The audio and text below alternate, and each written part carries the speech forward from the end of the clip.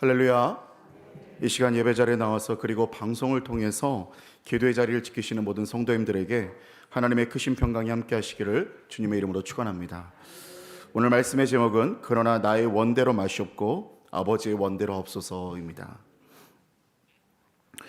오늘 본문의 말씀을 보면 그 전에 주님과 마지막 만찬을 나누는 자리, 오늘 본문 바로 전에 주님과 마지막 만찬을 나누는 자리의 분위기는 조금 어수선했습니다. 왜냐하면 그들은 가룟 유다가 주님을 배신하게 될 것이고, 그리고 그날 밤이 다 지나가기 전에 제자들 모두는 주님을 버려두고 흩어질 것이고, 그리고 베드로는 주님을 3번이나 부인하게 될 것이라는 그 예언의 말씀을 들었기 때문이었습니다.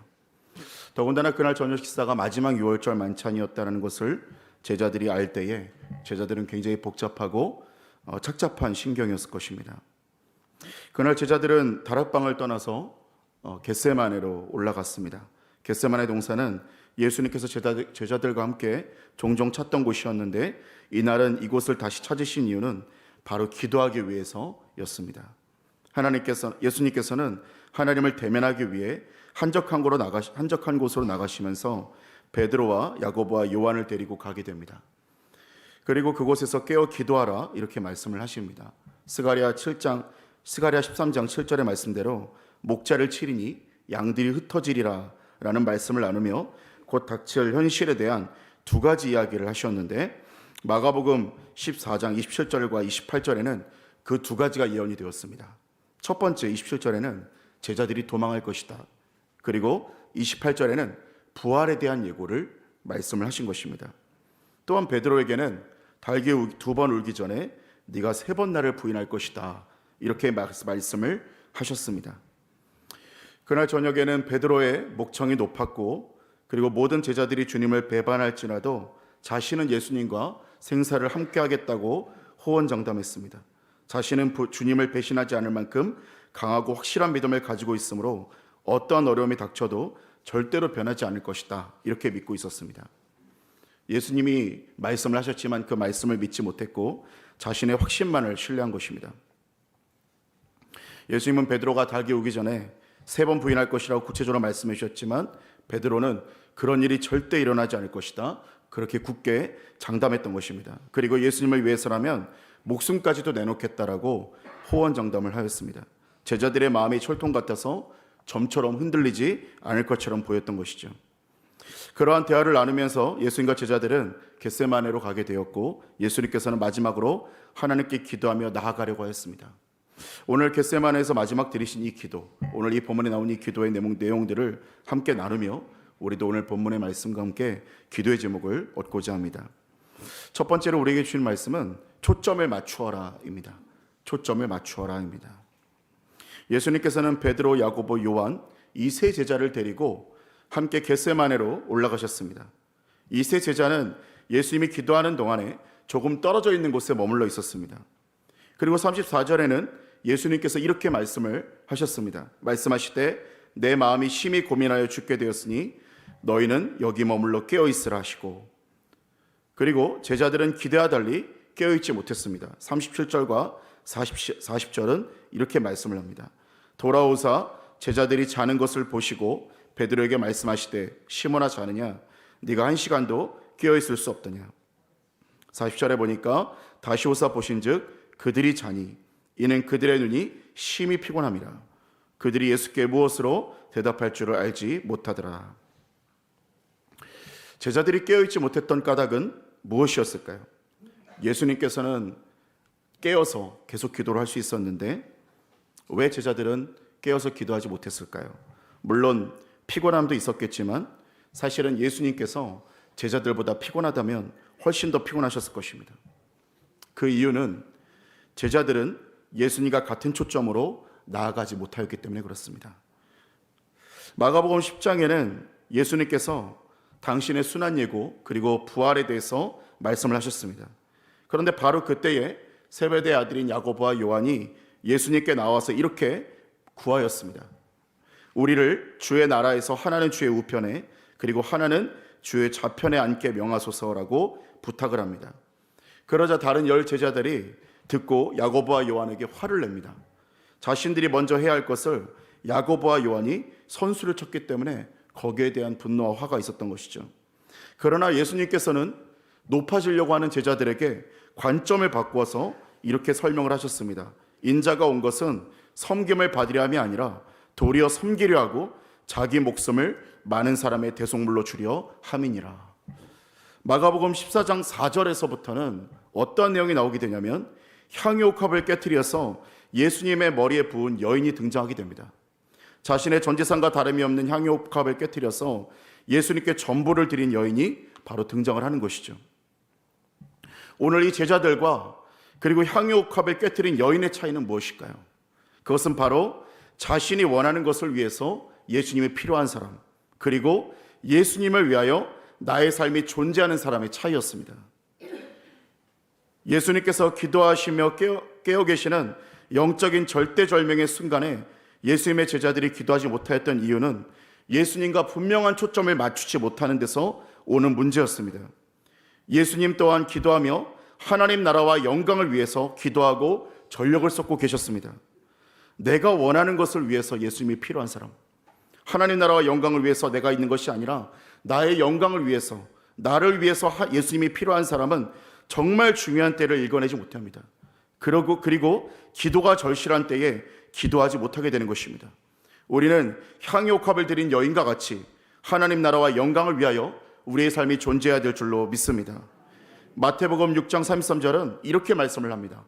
그런즉 너희는 먼저 그의 나라와 그의 의를 구하라. 그리하면 이 모든 것을 너희에게 더하시리라. 먼저 하나님의 나라와 의를 구하는 저와 여러분의 삶이 되시기를 주님의 이름으로 축원합니다. 두 번째로는 기도에 승리하라입니다. 기도에 승리하라입니다. 예수님께서는 오늘 이 본문의 말씀에 오랫동안 기도하셨지만 하나님의 깊은 침묵만이 대답이었던 기도의 시간이었습니다.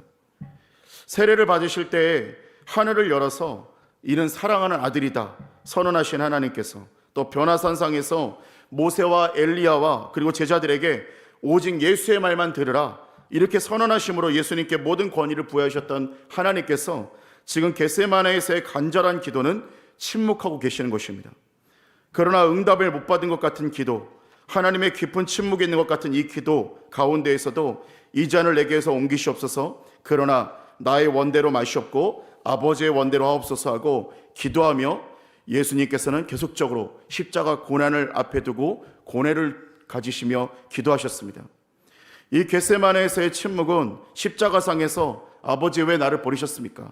라는 예수님의 절규로 이어지게 되었고 처절히 하나님의 임재가 걷어지고 홀로 십자가의 사명을 이루는 고통의 순간, 마치 부모를 잃어버린 어린아이의 마음처럼 예수님은 하나님과 분리되는 고통 가운데에서 십자가 사명을 이루셨습니다. 그러나 마치 실패한 것 같은 기도, 예수님이 계속적으로 기도하셨지만 하나님께서는 하나도 응답하지 않으시는 이 짧은 단락의 기도 가운데 마치 저 사람이 남은 구원한다 하면서 자기 자신은 구원할 수 없구나, 그 십자가 상 위에서 조소하는 비난을 경험하는 것처럼 보이지만 사실 이 기도는 가장 승리한 기도이고 가장 성공한 기도인 줄로 믿습니다. 우리의 마음의 원대로 이루어졌다고 해서 그것이 성공이거나 진정한 축복이 아닐 수 있다는 것입니다. 사무엘상에 보면 이스라엘이 처음 인간 왕을 달라고 기도했을 때 하나님께서는 기뻐하지 않으셨습니다. 그것은 하나님의 뜻이 아니었기 때문이었습니다. 그러나 이스라엘 백성들이 끝까지 고집하자 하나님은 이를 결국 허락하셨고 원하는 바를 얻어낸 성공적인 기도라고 우리는 볼 수 있지만 그러나 그 결과는 그렇지 않았습니다. 인간을 왕으로 세운 그 왕들은 끝없이 실패하였고 온전하지 못하였으며 결국은 그들은 하나님만이 참된 왕이라는 것을 증거하는 도구에 불과했습니다. 그리고 성경에는 실패한 것처럼 보이는 기도들이 나오게 됩니다. 모세는 요단을 건너갈 수 있기를 위해서 간절히 기도했습니다. 그러나 이에 대해서 하나님께서는 그만해도 족하니 이 일로 다시 내게 말하지 말라라고 답변을 하십니다. 모세는 순종하여 여호수아에게 가나안 입성을 맡기고 자신은 신명기를 선포합니다. 그리고 바울은 몸에 고통스러운 병이 있어서 3번을 간절히 기도했습니다. 그러나 하나님께서는 들어주시지 않으셨고 내 은혜가 내게 족하도다, 이는 내 능력이 약한 데서 온전해짐이라는 말씀에 답을 주셨습니다.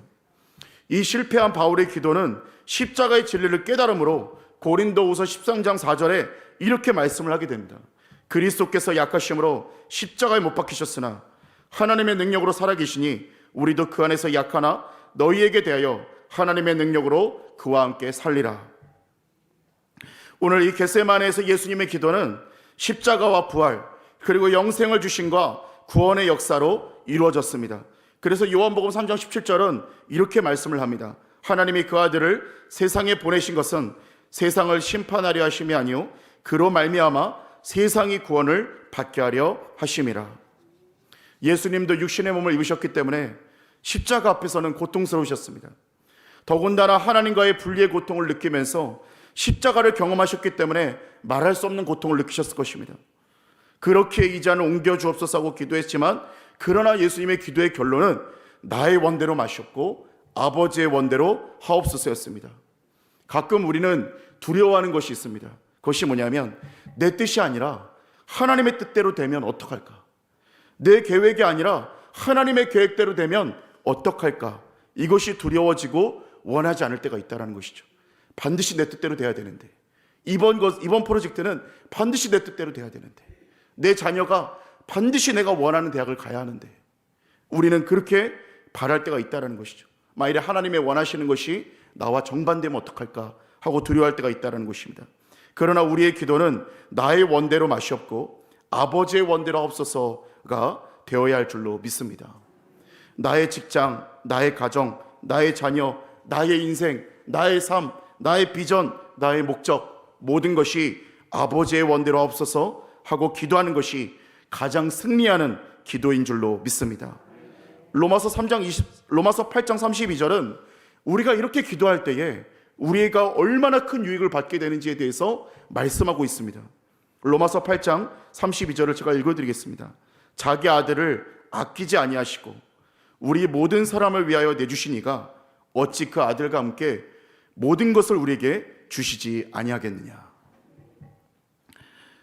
하나님께서 자기 아들도 주시고 예수 그리스도도 우리에게 주실 정도로 우리보다 우리를 더 사랑하신 하나님께서 가장 좋은 것을 주시지 않겠느냐 말씀하시는 것이죠. 그렇기 때문에 앞으로의 우리의 삶은 나의 기도가 관철되고 나의 뜻대로 되는 것이 아니라 나보다 나를 더 사랑하는 하나님께서 나의 삶을 인도하실 때에 가장 온전하게 될 줄로 믿습니다. 그렇기 때문에 우리의 기도는 나의 뜻을 관철시키는 것이 아니라 하나님의 뜻을 알아가며 기도하는 것이 승리하는 기도인 것입니다. 아버지의 원대로 하옵소서 하고 간구하며 삶 가운데 하나님의 풍성한 응답과 사랑이 역사되어지는 저와 여러분 되시기를 주님의 이름으로 축원합니다. 세 번째로는 기도로 힘을 얻으라입니다. 기도로 힘을 얻으라입니다. 겟세마네의 히브리어 뜻은 기름 짜는 틀입니다. 감람산 기슭의 낮은 경사인 기드론 계곡 동쪽편의 지명으로 원래 올리브 농장이 있던 곳으로 추정을 합니다. 마치 예수님께서 피땀을 흘리신 고뇌의 기도 현장과 같은 이름이었습니다. 누가복음에서는 예수님께서 기도하실 때 땀이 땅에 떨어지는 핏방울같이 되었다 이렇게 말씀을 합니다. 고통과 마음의 약함이 짓눌렸던 예수님께서 지속적으로 기도하시고 나서 42절에 드디어 이렇게 말씀을 하십니다. 일어나라 함께 가자 보라 나를 파는 자가 가까이 왔느니라. 마음속에 고통이 있었지만 기도를 통해 힘을 얻으시고 십자가를 향하여 나아갈 힘을 얻으신 것입니다. 시편 42편 5절도 시편의 기자는 이렇게 자신의 영혼에 선포합니다. 내 영혼아 네가 어찌하여 낙심하며 어찌하여 내 속에서 불안해하는가. 너는 하나님께 소망을 두라. 그가 나타나 도우심으로 말미암아 내가 여전히 찬송하리로다. 시편 기자도 오직 하나님의 은혜로 말미암아 힘을 얻게 되었습니다. 사랑하는 여러분, 우리 주님께서 우리에게 기도할 수 있는 특권을 주셨다는 것은 우리 안에 있는 모든 문제들과 우리 안에 있는 모든 답답한 상황들과 우리 안에 있는 모든 환난과 역경들 가운데서 기도로 돌파해낼 수 있는 해답을 주신 줄로 믿습니다. 그렇기 때문에 기도는 의무이고 특권이고 우리에게 주시는 하나님의 능력인 줄로 믿습니다. 스펄전 목사님은 성전에서 기도하고 금식하는 시간은 실로 고귀한 시간이다. 그때처럼 천국문이 활짝 열리는 일이 없으며 우리 마음이 하나님의 영광에 가까이 가는 일이 없기 때문이다 라고 말하였습니다. 기도하며 하나님께 나아갈 때에 천국문이 열리게 되는 것이고 우리 마음이 하나님의 영광에 붙잡히게 될 것이고 기도하며 나아갈 때에 나는 이곳에서 기도하지만 역사는 저 세상 가운데서 일어나고, 나는 이곳 가운데서 기도하지만 하나님의 기도 응답은 나의 삶 가운데서 일어나고 있는 줄로 믿습니다. 그렇기 때문에 사랑하는 여러분, 오늘 이 고난주간 하나님 앞에 기도하며 하늘의 신령한 힘을 얻어 주님 앞에 나아가며 또한 그 십자가의 신앙에 동참하는 저와 여러분 되시기를 주님의 이름으로 축원합니다. 함께 기도하시겠습니다. 사랑의 하나님, 우리를 부르시며 기도의 본으로 나아가신 주님의 은혜를 찬양합니다. 오늘도 우리의 초점과 눈이 하나님 나라에 의해 맞춰지게 하여 주시고, 우리의 기도의 초점이 오직 하나님의 뜻에 맞춰지게 하시고, 또한 오늘도 하나님의 권능의 손안에 나아가는 기도의 한날 되게 하여 주시옵소서. 특별히 고난주간 주님 앞에 간구하며 기도할 때에 하늘의 힘을 얻게 하여 주시고, 영적인 충만함과 사명 감당할 능력 허락하여 주시옵소서. 이 시간 하나님 앞에 귀한 예물 드린 손길들이 있습니다. 하나님께서 예물 드린 모든 성도님들마다 큰 은혜가 있게 하여 주시며, 하늘의 신령한 복과 땅의 기름진 복이 허락하여 주시며, 드려진 예물들로 인해 죽어가는 영혼들이 살아나는 곳에 쓰여져 회복과 소생의 은혜 허락하여 주시옵소서. 이 새벽 주님 앞에 기도할 때에 하늘의 신령한 은사들과 은혜가 부어지게 하여 주시며, 우리 안에 주를 향한 갈망이 부어지는 복된 은혜가 있게 하여 주시옵소서. 우리에게 승리를 주시는 주님을 신뢰하며 우리 주 예수 그리스도의 이름으로 기도드립니다. 아멘.